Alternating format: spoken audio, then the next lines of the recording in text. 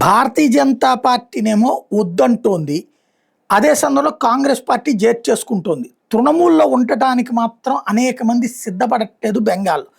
ఈ పరిస్థితిలో కమ్యూనిస్టులు చేర్చుకోవట్లేదు, బీజేపీని చేర్చుకోకపోవడంతో కాంగ్రెస్ పార్టీకి పండగ అయిపోయింది. కొన్ని మున్సిపాలిటీలు అకస్మాత్తు కాంగ్రెస్ పార్టీ గెలిచేసింది. ఎట్లా అంటే ఈ ఉన్నటువంటి వాళ్ళు కాంగ్రెస్ కన్వర్ట్ అయిపోతున్నారు, మున్సిపల్ చైర్మన్లు వీళ్ళందరూ కూడా.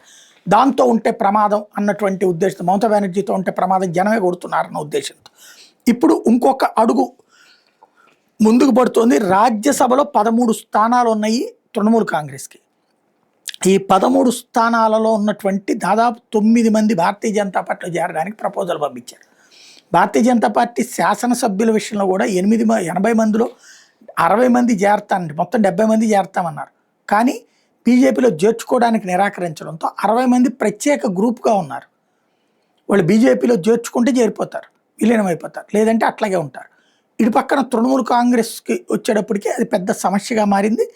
కొత్తగా తాజాగా చూస్తే రాజ్యసభ సభ్యులు కూడా వెళ్ళడానికి సిద్ధపడుతున్నారు.